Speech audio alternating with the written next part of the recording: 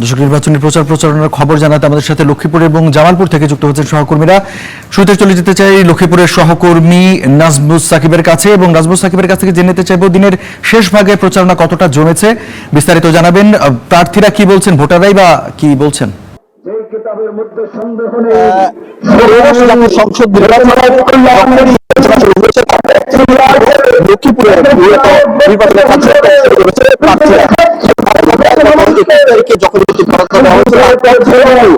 লক্ষ্মীপুরের যখন চাকরি যে আসলে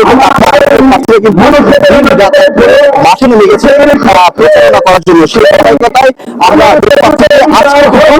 প্রচারণা চলছে। যে প্রচারণা হচ্ছে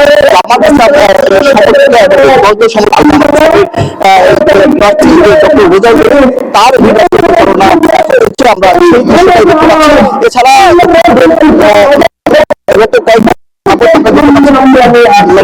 অনেক চাপ চলত, প্রায় দেখা যাচ্ছে রাজনৈতিক যারা আছেন এবং যারা আছেন তারা কিন্তু নানাভাবে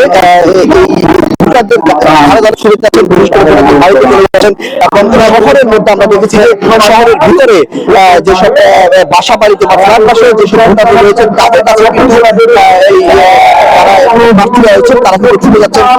এছাড়া প্রার্থীরা তাদের কাছে গিয়ে নানা রকম প্রতিশ্রুতি দিয়েছেন। আমরা দেখেছি যে লক্ষ্মীপুরের সবচেয়ে বড় সমস্যাগুলো যেগুলো বলা হয়ে থাকে সেটা হচ্ছে লক্ষ্মীপুরের বড় একটি সমস্যা হচ্ছে লক্ষ্মীপুরের ফ্লোরলেনের কথা লক্ষ্মীপুরবাসী দীর্ঘ সময় থেকে শুনে আসছে, কিন্তু এর বাস্তবতা লক্ষ্মীপুর পাশে দেখছে না, যার কারণে এই ফ্লোরলেনের বিষয়টি লক্ষ্মীপুরের মানুষের কাছে খুবই গুরুত্বপূর্ণ। কিন্তু প্রার্থীরা গিয়ে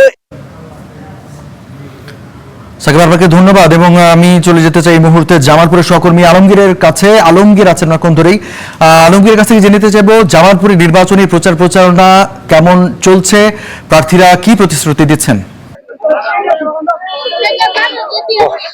সারা দেশের মতো কিন্তু জামালপুরে লেগেছে, অফিস পাড়া থেকে শুরু করে স্টল দোকানের চায়ের আড্ডাতেও কিন্তু এখন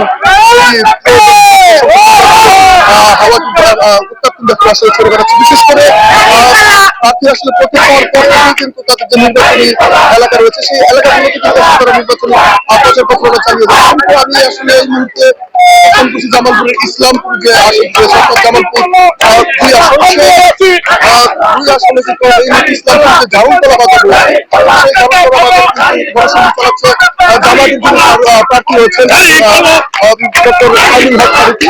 তিনি আসলে তাদের নেতা কর্মী রয়েছেন, তাদের নেতা কর্মীদের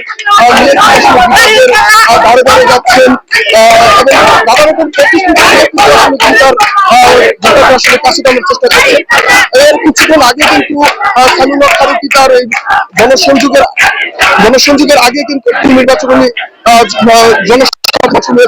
এই জনসভায় জামায়াতের যেসব নেতা কর্মীরা রয়েছেন তারা কিন্তু তাদের আসলে যে উন্নয়নের যে ফিরিস্তি এবং যে নানা রকম প্রতিশ্রুতি কিন্তু আসলে সেই ভোটারদের মাধ্যমে ভোটারদের কাছে তিনি জানিয়েছিলেন।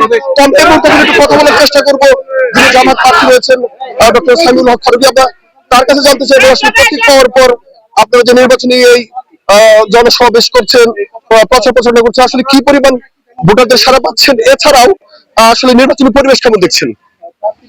আসসালামু আলাইকুম রহমতুল্লাহ। আলহামদুলিল্লাহ, আমরা নির্বাচনের প্রচারণায় নামার পর থেকেই জনগণের সামনে গিয়েছে, ব্যাপক উৎসাহের সঙ্গে তাদের সাড়া পেয়েছে।